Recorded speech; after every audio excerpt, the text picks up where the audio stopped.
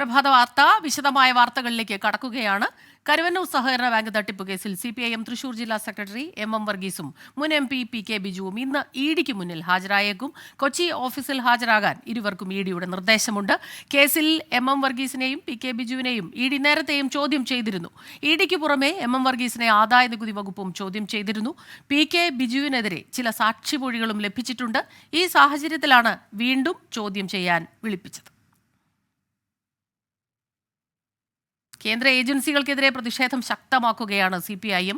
ഇന്ന് തൃശൂർ ജില്ലയിലെ മുഴുവൻ ലോക്കൽ കേന്ദ്രങ്ങളിലും LDFന്റെ നേതൃത്വത്തിൽ പ്രകടനങ്ങളും പൊതുയോഗങ്ങളും സംഘടിപ്പിക്കും. കേന്ദ്ര ഏജൻസികളുടെ നടപടിക്കെതിരെ ഹൈക്കോടതിയെ സമീപിക്കാനുള്ള നീക്കം CPIM തുടങ്ങി. കേന്ദ്ര സർക്കാർ ഏജൻസികളുടെ അധികാരധാർഷ്ട്യത്തിനു മുന്നിൽ മുട്ടുമടക്കില്ലെന്ന് CPIM ജില്ലാ സെക്രട്ടേറിയറ്റ് പ്രസ്താവനയിലൂടെ വ്യക്തമാക്കി. മറ്റൊരു പ്രധാനപ്പെട്ട വാർത്തയിലേക്കാണ് ഇനി പോകുന്നത്. മദ്യനയ അഴിമതി കേസിൽ ഇടക്കാല ജാമ്യം തേടിയ കവിതയുടെ അപേക്ഷയിൽ റൌസ് അവന്യൂ കോടതി ഇന്ന് വിധി പറയും. വിചാരണ കോടതി ജഡ്ജി കാവേരി ബവേജ ആയിരിക്കും വിധി പ്രസ്താവിക്കുക. ഇടക്കാല ജാമ്യാപേക്ഷയിൽ വാദം പൂർത്തിയായി. മകന്റെ പരീക്ഷ ചൂണ്ടിക്കാട്ടിയാണ് കവിത വിചാരണ കോടതിയെ സമീപിച്ചത്. കേസിലെ സ്ത്രീ അമ്മയാണെന്നത് പരിഗണിക്കണം എന്നും അമ്മയുടെ നേരിട്ടുള്ള പിന്തുണ മകന് അനിവാര്യമാണെന്നും കവിതയ്ക്ക് വേണ്ടി ഹാജരായ അഭിഷേക് സിംഗ്വി കോടതിയെ അറിയിച്ചു. കവിത തെളിവ് നശിപ്പിച്ചതിന് ചൂണ്ടിക്കാട്ടുന്ന FSL റിപ്പോർട്ട് പക്കലുണ്ടെന്ന് ഇടക്കാല ജാമ്യാപേക്ഷയെ എതിർത്ത് ഇഡി കോടതിയിൽ പറഞ്ഞു. അന്വേഷണം നിർണായക ഘട്ടത്തിലാണെന്നും ഇടക്കാല ജാമ്യം അനുവദിക്കുന്നത് അന്വേഷണത്തെ ബാധിക്കുമെന്നും ചൂണ്ടിക്കാട്ടി ഇഡി പ്രതിരോധിച്ചു. ഇതിനിടയിലാണ് ഇപ്പോൾ CBIയും കവിതയെ ചോദ്യം ചെയ്യാൻ അനുമതി വാങ്ങിയത്. സംസ്ഥാനത്തു നിന്നുള്ള മറ്റൊരു പ്രധാനപ്പെട്ട വാർത്ത. നഴ്സിംഗ് ഓഫീസർ PB അനിതയുടെ കോടതി അലക്ഷ്യ ഹർജി ഹൈക്കോടതി ഇന്ന് പരിഗണിക്കും. ഹൈക്കോടതി ഉത്തരവ് നടപ്പാക്കിയില്ലെന്നാരോപിച്ച് PB അനിത ബുധനാഴ്ചയാണ് കോടതി അലക്ഷ്യ ഹർജി നൽകിയത്. ആരോഗ്യ കുടുംബക്ഷേമ വകുപ്പ് സെക്രട്ടറി ഉൾപ്പെടെയുള്ളവർക്കെതിരെ നടപടി സ്വീകരിക്കണം എന്നാണ് ആവശ്യം. അനിതയെ കോഴിക്കോട് മെഡിക്കൽ കോളേജിലേക്ക് മാറ്റാൻ ഹൈക്കോടതി ഉത്തരവിട്ടെങ്കിലും ജോലിയിൽ പ്രവേശിക്കാൻ ബന്ധപ്പെട്ട ഉദ്യോഗസ്ഥർ അനുമതി നൽകിയിരുന്നില്ല. അതിനിടെ സംസ്ഥാന സർക്കാർ പുനഃപരിശോധനാ ഹർജി നൽകിയിരുന്നു. അനിതയുടെ സമരം പ്രതിപക്ഷ പാർട്ടികൾ ആയുധമാക്കിയതോടെ വെട്ടിലായ സർക്കാർ കഴിഞ്ഞ ദിവസം കോഴിക്കോട് നിയമിച്ചതായി ഉത്തരവിറക്കുകയായിരുന്നു. മറ്റൊരു പ്രധാനപ്പെട്ട വാർത്ത. പൂക്കോട് വെറ്റിനറി കോളേജ് വിദ്യാർത്ഥി സിദ്ധാർത്ഥന്റെ മരണത്തിൽ ഹോസ്റ്റലിൽ പ്രാഥമിക പരിശോധന പൂർത്തിയാക്കി CBI സംഘം. ഇന്നലെ ഉച്ചയോടെയാണ് CBI ഉദ്യോഗസ്ഥർ കോളേജിലെത്തിയത്. സിദ്ധാർത്ഥനെ ആൾക്കൂട്ട വിചാരണ നടത്തിയ മുറികളും മരിച്ച നിലയിൽ കണ്ടെത്തിയ കുളിമുറിയും സംഘം പരിശോധിച്ചു. നാളെയാണ് സിദ്ധാർത്ഥന്റെ ബന്ധുക്കളോട് മൊഴി രേഖപ്പെടുത്താനായി വയനാട്ടിൽ എത്താൻ നിർദ്ദേശം നൽകിയിട്ടുള്ളത്. മൊഴി രേഖപ്പെടുത്തിയതിന് ശേഷമാകും മറ്റ് നടപടിക്രമങ്ങളിലേക്ക് കടക്കുക. CBI രജിസ്റ്റർ ചെയ്ത കേസിൽ പ്രതികളുടെ എണ്ണം കൂടാൻ സാധ്യതയുണ്ട്. പോലീസ് കണ്ടെത്തിയ 20 പ്രതികൾക്ക് പുറമെയാണിത്. അതേസമയം മരണത്തെക്കുറിച്ച് അന്വേഷിക്കാൻ ദേശീയ മനുഷ്യാവകാശ കമ്മീഷൻ ഇന്നു മുതൽ പൂക്കോട് കോളേജിൽ സിറ്റിംഗ് നടത്തും. ലോക്സഭാ തെരഞ്ഞെടുപ്പിൽ മത്സരിക്കുന്ന സ്ഥാനാർത്ഥികളുടെ അന്തിമ പട്ടിക ഇന്ന്. നാമനിർദ്ദേശ പത്രിക പിൻവലിക്കാനുള്ള അവസാന തീയതിയാണിന്ന്. ഉച്ചയ്ക്ക് 3 മണിയോടെയാണ് അവസാനിക്കുക. സൂക്ഷ്മ പരിശോധനയിൽ 86 പേരുടെ പത്രിക തള്ളിയതോടെ നിലവിൽ 204 സ്ഥാനാർത്ഥികളുണ്ട്. അതേസമയം തെരഞ്ഞെടുപ്പ് പ്രചാരണത്തിന്റെ ഭാഗമായി പ്രധാനമന്ത്രി നരേന്ദ്രമോദി കേരളത്തിലെത്തും. ഈ മാസം 15-ന് തൃശൂർ കുന്നംകുളത്താണ് പ്രധാനമന്ത്രി എത്തുക. തൃശൂർ, ചാലക്കുടി, ആലത്തൂർ എന്നീ മണ്ഡലങ്ങളിൽ BJPക്ക് അനുകൂല തരംഗം ഉണ്ടാകും എന്നാണ് നേതൃത്വത്തിന്റെ പ്രതീക്ഷ. പ്രധാനമന്ത്രി നരേന്ദ്രമോദി ഇന്ന് ഛത്തീസ്ഗഡിലും മഹാരാഷ്ട്രയിലും തെരഞ്ഞെടുപ്പ് റാലികളിൽ പങ്കെടുക്കും. ഛത്തീസ്ഗഡിലെ മാവോയിസ്റ്റ് സാന്നിധ്യമുള്ള ബസ്തറിലാണ് പ്രധാനമന്ത്രി തെരഞ്ഞെടുപ്പ് പ്രചരണ റാലിയിൽ സംസാരിക്കുക. മഹാരാഷ്ട്രയിലെ ചന്ദ്രപൂരിൽ വൈകിട്ട് 5 മണിക്ക് പ്രധാനമന്ത്രിയുടെ റാലിയുണ്ട്. മോദി സർക്കാരിന്റെ നയങ്ങളെ വിമർശിച്ച് ബദൽ നിർദ്ദേശങ്ങൾ മുന്നോട്ട് വയ്ക്കുന്ന കോൺഗ്രസിന്റെ പ്രകടന പത്രികയ്ക്കെതിരെ ആക്രമണം കടുപ്പിക്കാനാണ് BJPയുടെ തീരുമാനം. മധ്യപ്രദേശിലെ തെരഞ്ഞെടുപ്പ് പ്രചരണത്തിന് രാഹുൽ ഗാന്ധി ഇന്ന് തുടക്കം കുറിക്കും. ആദിവാസി സ്വാധീന മേഖലയായ സിയോനി ജില്ലയിലെ ധനോരയിലാണ് പ്രചാരണം. BJPയുടെ പ്രകടന പത്രിക ഈ ആഴ്ച പുറത്തിറക്കുമെന്നാണ് സൂചന. സംസ്ഥാനത്ത് തെരഞ്ഞെടുപ്പ് പ്രചാരണം ചൂടുപിടിക്കുന്നതിനിടെ ജനമനസ്സറിഞ്ഞ് 24ന്റെ മെഗാ പ്രീ പോൾ സർവേ ആദ്യ ദിനം പുറത്തുവിട്ട 4 മണ്ഡലങ്ങളിലെ ഫലത്തിൽ LDFും UDFും ഒപ്പത്തിനൊപ്പമാണ്. ഏറ്റവും കൂടുതൽ സാമ്പിളുകൾ ശേഖരിച്ചാണ് 24 സർവേ പൂർത്തിയാക്കിയത്. സർവേയുടെ 2ാം ഘട്ടം ഇന്ന് രാത്രി 7 മണി മുതൽ 24ൽ കാണാം. വടകരയും ആലപ്പുഴയും ആറ്റിങ്ങലും പൊന്നാനിയും എങ്ങനെ ചിന്തിക്കുന്നു എന്ന ചോദ്യത്തിനാണ് ആദ്യ ദിനത്തിൽ 24 പ്രീ പോൾ സർവേ ഉത്തരം തേടിയത്. MLA-മാരായ KK ശൈലജയും ഷാഫി പറമ്പിലും നേർക്കുനേറെത്തുമ്പോൾ വടകര ഇഞ്ചോടിഞ്ച് പോരാട്ടത്തിന് സാക്ഷ്യം വഹിക്കുമെന്നാണ് പൊതുജനാഭിപ്രായം. LDF സ്ഥാനാർത്ഥി KK ശൈലജ 45.5% വോട്ട് നേടി ലോക്സഭയിലെത്തുമെന്ന് 24 മെഗാ പ്രീപോൾ സർവേ ഫലം പ്രവചിക്കുന്നു.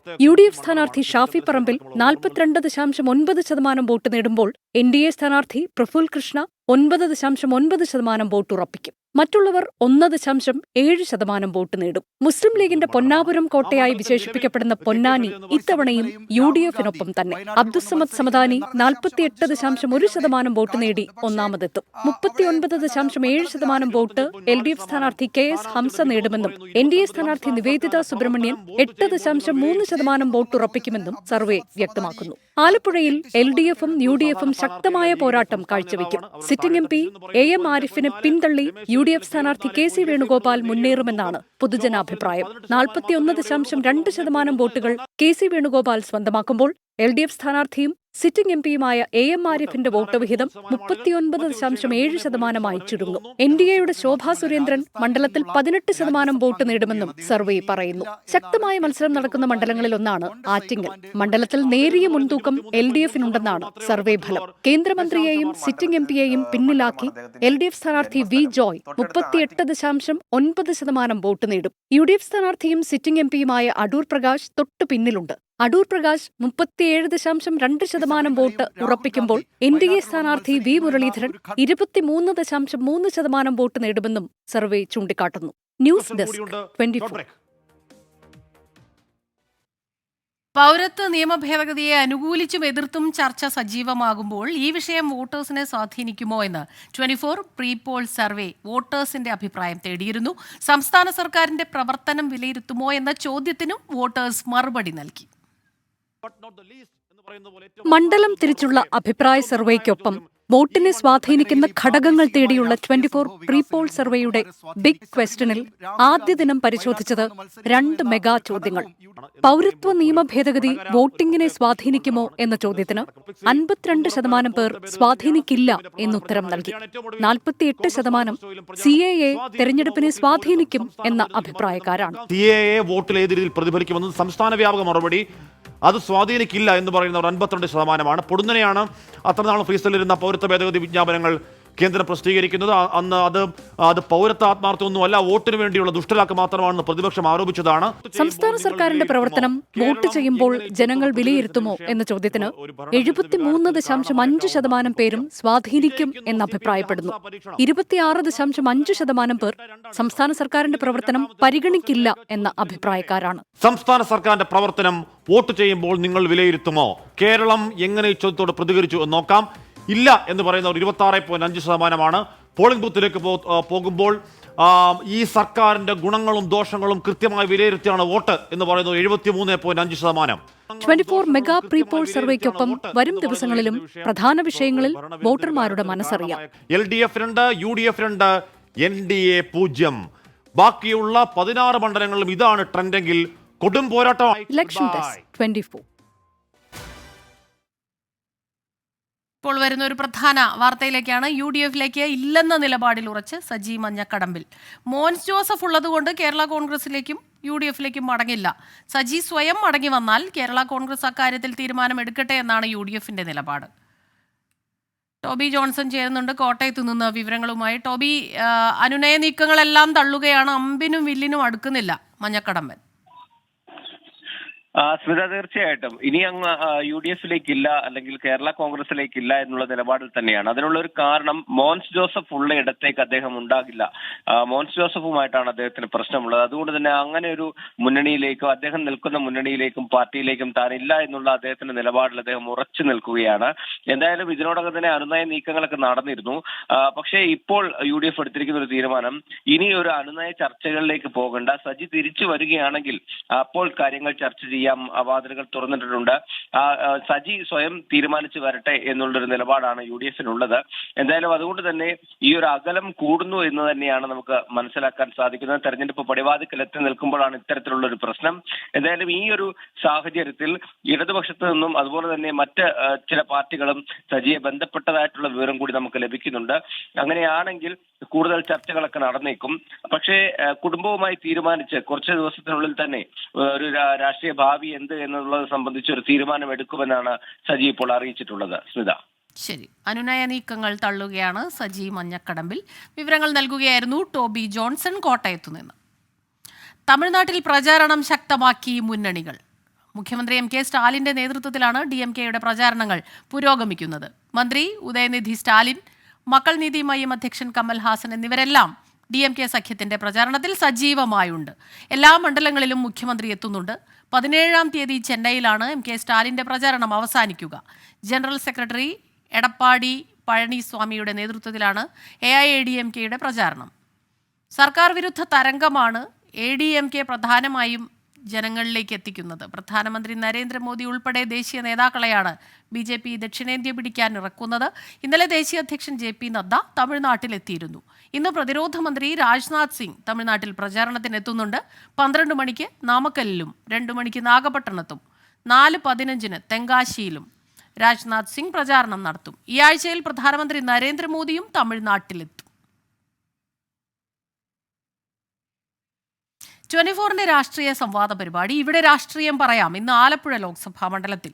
വേണു ബാലകൃഷ്ണൻ നയിക്കുന്ന സംവാദത്തിൽ LDF-നു വേണ്ടി DYFI കേന്ദ്ര കമ്മിറ്റി അംഗം R രാഹുൽ, UDF പ്രതിനിധിയായി KPCC general secretary A Shukoor, NDA-ക്ക് വേണ്ടി BJP ജില്ലാ ജനറൽ സെക്രട്ടറി വിമൽ രവീന്ദ്രൻ എന്നിവരാണ് പങ്കെടുക്കുന്നത്. ആലുക്കാസ് ഗ്രൗണ്ടിൽ വൈകിട്ട് 4 മണിക്കാണ് പരിപാടി. ലോക്സഭാ തെരഞ്ഞെടുപ്പിലെ കോൺഗ്രസ് പ്രകടന പത്രികയെക്കുറിച്ചുള്ള ജനകീയ ചർച്ച ഇന്ന്. തിരുവനന്തപുരം പ്രസ് ക്ലബ്ബിൽ നടക്കുന്ന ചർച്ചയിൽ പ്രചാരണ സമിതി ചെയർമാൻ രമേശ് ചെന്നിത്തല അധ്യക്ഷനാകും. പ്രതിപക്ഷ നേതാവ് VD Satheesan, KPCC acting president MM Hassan എന്നിവർ നേതൃത്വം നൽകും. സാമ്പത്തിക വിദഗ്ധർ, വിദ്യാഭ്യാസ വിദഗ്ധർ, സാംസ്കാരിക നായകർ ഉൾപ്പെടെ സമൂഹത്തിന്റെ വിവിധ മേഖലയിലുള്ളവർ ഈ ചർച്ചയിൽ പങ്കെടുക്കും. മറ്റൊരു പ്രധാനപ്പെട്ട വാർത്തയിലേക്ക്. വോട്ട് ബഹിഷ്കരണത്തിനൊരുങ്ങി കോഴിക്കോട്. പാലക്കാട് ഗ്രീൻഫീൽഡ് ദേശീയപാത നിർമ്മാണത്തിന് സ്ഥലം നൽകിയവർ നഷ്ടപരിഹാരം നൽകിയില്ല എന്നാരോപിച്ചാണ് ബഹിഷ്കരണം. ഏപ്രിൽ 15-നകം വ്യക്തമായ തീരുമാനം വേണമെന്നാണ് ആവശ്യം. പെരുമണ്ണയിൽ ഗ്രീൻഫീൽഡ് ഹൈവേ കമ്മിറ്റിയുടെ നേതൃത്വത്തിൽ നടന്ന ജനറൽ ബോഡി യോഗത്തിലാണ് വോട്ട് ബഹിഷ്കരണ തീരുമാനം. ഹൈവേ നിർമ്മാണവുമായി ബന്ധപ്പെട്ട 675 ആധാരങ്ങളാണ് ഹൈവേ അതോറിറ്റിക്ക് കൈമാറിയിട്ടുള്ളത്. ഇതിൽ 413 പേർക്ക് നഷ്ടപ്പെട്ട സ്ഥലത്തിനുള്ള പണം കൈമാറി. എന്നാൽ വീടുകൾക്കോ മറ്റു വസ്തുക്കൾക്കോ നഷ്ടപരിഹാരം നൽകിയില്ലെന്നാണ് ആരോപണം. ഞങ്ങളെ നിരന്തരമായിട്ട് ജില്ലാ ഭരണകൂടവും അതുപോലെ ഗ്രീൻഫീൽഡ് ഹൈവേ അതോറിറ്റിയും പറഞ്ഞു പറ്റിച്ചുകൊണ്ടിരിക്കുകയാണ്. ഇപ്പം 5-8 മാസക്കാലമായി ഈ കൊടുത്തുകൊണ്ടിരുന്ന ആനുകൂല്യങ്ങൾ ജനങ്ങൾക്ക് കിട്ടിക്കുന്ന നഷ്ടപരിഹാര തുക ഇപ്പം നിർത്തിവെച്ചിട്ട് ഏകദേശം 6-7 മാസക്കാലം കഴിഞ്ഞു. ഗ്രീൻഫീൽഡ് ഹൈവേ നിർമ്മിക്കുന്നതോടെ 313 വീടുകൾ നഷ്ടമാവുകയും 70ഓളം കച്ചവടക്കാരുടെ നിലനിൽപ്പ് പ്രതിസന്ധിയിലാവുകയും ചെയ്യും. ഇതുൾപ്പെടെയുള്ള ജില്ലാ ഭരണകൂടങ്ങളുടെ അനാസ്ഥക്കെതിരെയാണ് വോട്ട് ബഹിഷ്കരണം. ജനറൽ ബോഡി യോഗത്തിന് ശേഷം സ്ത്രീകളെയും കുട്ടികളെയും ഉൾപ്പെടുത്തി പ്രതിഷേധ റാലിയും സംഘടിപ്പിച്ചു. 24 കോഴിക്കോട്. ഇനി ഇപ്പോഴെത്തുന്ന ഒരു പ്രധാനപ്പെട്ട ദുഃഖവാർത്തയിലേക്കാണ് പോകുന്നത്. തിരുവനന്തപുരം തമ്പുരാൻമുക്കിൽ വാഹനാപകടത്തിൽ 2 യുവാക്കൾ മരിച്ചു. അമിത വേഗത്തിൽ എത്തിയ ബൈക്ക് കാൽനടയാത്രക്കാരനെ ഇടിക്കുകയായിരുന്നു. കാൽനടയാത്രക്കാരനും ബൈക്ക് ഓടിച്ചയാളും മരിച്ചു. ബൈക്കിൽ ഉണ്ടായിരുന്ന മറ്റൊരാൾ ഗുരുതരമായി പരുക്കേറ്റ് ചികിത്സയിലാണ്. ഹരികൃഷ്ണൻ ചേരുന്നുണ്ട് തിരുവനന്തപുരത്തു നിന്ന് വിവരങ്ങളുമായി. ഹരികൃഷ്ണൻ, ഈ മരിച്ചവരെ കുറിച്ചുള്ള കൂടുതൽ വിവരങ്ങളുണ്ടോ? അതുപോലെ ഈ അമിത വേഗം തന്നെയാണോ അപകടത്തിന് കാരണമായത്? ഇന്ന് പുലർച്ചെ 3 മണിയോടുകൂടിയാണ് ഈ അപകടം ഉണ്ടാകുന്നത്. ഈ അമിത വേഗം തന്നെയാണ് ഈ അപകടത്തിന് കാരണമെന്നാണ് ദൃക്സാക്ഷികളടക്കം പറയുന്നത്. ഇന്ന് പുലർച്ചെ 3 മണിയോടുകൂടി തിരുവനന്തപുരം ദേശീയപാത കുളത്തൂരിനടുത്ത് തമ്പുരാൻമുക്കിലാണ് ഈ അപകടം ഉണ്ടാകുന്നത്. ഈ മണക്കാട് സ്വദേശിയായിട്ടുള്ള അൽ സാജർ ഓടിച്ചിരുന്ന ബൈക്ക് ഈ കാൽനട യാത്രക്കാരനെ ഇടിച്ചു തെറിപ്പിക്കുകയായിരുന്നു. കാൽനട യാത്രക്കാരൻ സുനീഷ് റോഡ് മുറിച്ച് നടക്കുന്നതിനിടെയാണ് ഈ അപകടം ഉണ്ടായിരുന്നത്. ഈ ബൈക്കിൽ അൽ സാജറിനോടൊപ്പം അൽ അമാൻ എന്നൊരു യുവാവ് കൂടി ഉണ്ടായിരുന്നു. ബൈക്ക് ഇടിയുടെ ആഘാതത്തിൽ ഈ സുനീഷ് കാൽനട യാത്രക്കാരൻ തെറിച്ചു വീണു. അതോടൊപ്പം ഈ ബൈക്കിലുണ്ടായിരുന്ന രണ്ടുപേരെ അൽസാജറിനെയും സുനീഷിനെയും ഉടൻ തന്നെ മെഡിക്കൽ കോളേജ് ആശുപത്രിയിലേക്ക് എത്തിച്ചെങ്കിലും ജീവൻ രക്ഷിക്കാനായില്ല. ഈ ബൈക്കിലൊപ്പം ഉണ്ടായിരുന്ന അൽ അമാൻ എന്ന യുവാവ് തിരുവനന്തപുരം മെഡിക്കൽ കോളേജ് ആശുപത്രിയിൽ ചികിത്സയിലാണ്. ശരി, തിരുവനന്തപുരം തമ്പുരാൻ മുക്കിലാണ് അപകടമുണ്ടായത്. അമിത വേഗത്തിലെത്തിയ ബൈക്ക് കാൽനട യാത്രക്കാരനെ ഇടിക്കുകയായിരുന്നു. കാൽനട യാത്രക്കാരനും ബൈക്ക് ഓടിച്ചയാളും മരിച്ചു. ഹരികൃഷ്ണൻ തിരുവനന്തപുരത്ത് നിന്ന് വിവരങ്ങൾ നൽകുകയായിരുന്നു. സംസ്ഥാനത്ത് ചൂടിന് ശമനമില്ല. ഇടുക്കി, വയനാട് ഒഴികെയുള്ള 12 ജില്ലകളിൽ കേന്ദ്ര കാലാവസ്ഥാ വകുപ്പ് യെല്ലോ അലർട്ട് പ്രഖ്യാപിച്ചു. പാലക്കാട് ജില്ലയിൽ താപനില 41 ഡിഗ്രി സെൽഷ്യസ് വരെ ഉയർന്നേക്കാം. അതേസമയം കള്ളക്കടൽ പ്രതിഭാസത്തിന്റെ ഭാഗമായി കേരള തീരത്ത് ഇന്ന് ഉയർന്ന തിരമാലയ്ക്ക് സാധ്യതയുണ്ട്. രാത്രി 11:30 വരെ 1 മീറ്റർ വരെ ഉയർന്ന തിരമാലയ്ക്കും കടലേറ്റത്തിനും സാധ്യതയുണ്ടെന്ന് സമുദ്ര സ്ഥിതി പഠന ഗവേഷണ കേന്ദ്രം മുന്നറിയിപ്പ് നൽകുന്നുണ്ട്. മറ്റൊരു പ്രധാനപ്പെട്ട റിപ്പോർട്ടിലേക്ക്. സൗദിയിൽ വധശിക്ഷയ്ക്ക് വിധിക്കപ്പെട്ട് ജയിലിൽ കഴിയുന്ന കോഴിക്കോട് ഫറോക്ക് സ്വദേശി അബ്ദുൾ റഹീമിന്റെ മോചനത്തിനായി കക്ഷി രാഷ്ട്രീയ ഭേദമന്യേ കഠിന പ്രയത്നത്തിലാണ് എല്ലാവരും. അബ്ദുറഹീമിനെ മോചിപ്പിക്കാൻ ഇനി 8 ദിവസം മാത്രമാണ് ബാക്കിയുള്ളത്.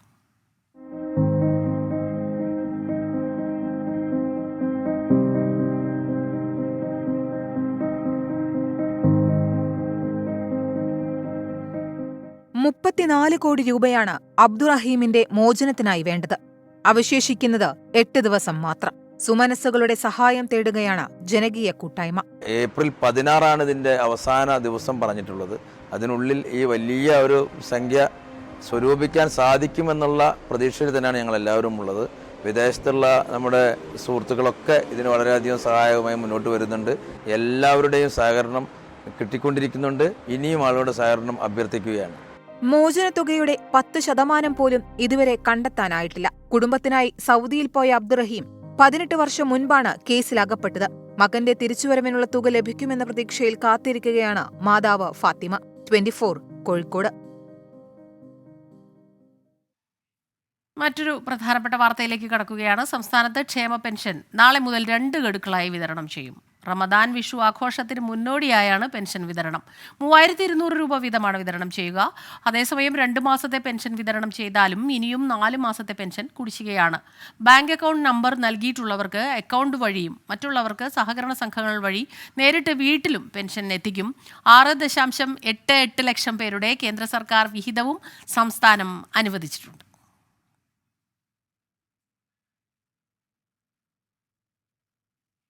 വിശ്വാസികൾക്ക് ഇത് വ്രതശുദ്ധിയുടെ നാളുകൾ.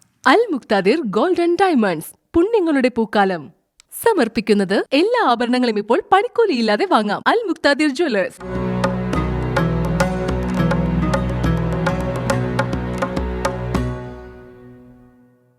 കാസർഗോഡ് പെരുന്നാൾ അടുത്തതോടെ മൈലാഞ്ചിക്ക് ആവശ്യക്കാർ ഏറെയാണ്. മൈലാഞ്ചി വിൽക്കുന്ന ഫാൻസി സ്റ്റോറുകളിൽ വലിയ തിരക്കാണ്. 20 രൂപയിൽ തുടങ്ങുന്നു മൈലാഞ്ചിയുടെ വില.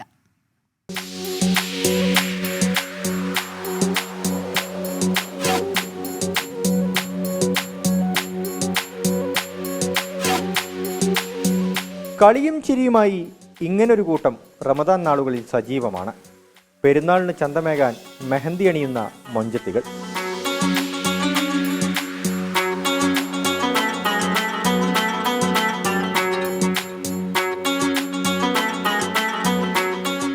രാജസ്ഥാനിൽ നിന്നും മഹാരാഷ്ട്രയിൽ നിന്നുമൊക്കെയാണ് ജില്ലയിലേക്ക് മൈലാഞ്ചി പൊടി എത്തുന്നത്.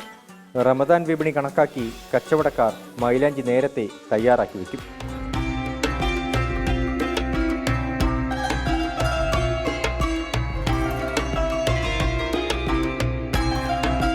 ഞങ്ങളിപ്പോൾ 3 തരം ഞങ്ങൾ ചെയ്യുന്നുണ്ട്. ഒരു ബ്രൗണ്, ഒരു റെഡ്, നെയിലേക്കാണ്. പിന്നെ ഞങ്ങൾ നോർമൽ മൈലാഞ്ചി ഓർഗാനിക്, അത് നമ്മൾ ചെയ്യുന്നുള്ളൂ. ഞങ്ങൾ 3 എണ്ണം ഞങ്ങൾ സ്വന്തമായിട്ട് ഉണ്ടാക്കുന്നതാണ്. മായമില്ലാത്ത മൈലാഞ്ചി നോക്കിയാണ് ആവശ്യക്കാർ ഏറെയും എത്തുക.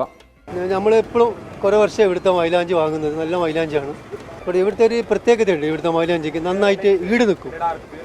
നന്നായിട്ട് ഈട് നിൽക്കുന്നൊരു മൈലാഞ്ചിയാണ്. കാരണം പെട്ടെന്ന് ഇട്ടാൽ ഇത് പോകുന്ന മൈലാഞ്ചി അല്ല ഇവിടുത്തത്. ഒരു ദിവസം 5000 മൈലാഞ്ചി വരെ ഓരോ കടകളിലും വിൽപ്പന നടത്തുന്നുണ്ട്. ചന്ദ്രനെ നോക്കിയിരിക്കാം, ചൊവ്വയിലൊരു മാലിക കെട്ടാം നിനക്കായി ഞാൻ. തിരികെ വരുമോ നീ എന്നരികിൽ അലയുവാൻ, ഇനിയും ഉണരുമോ സ്വർഗങ്ങൾ താണ്ടി നീ. 24 കാസർഗോഡ്.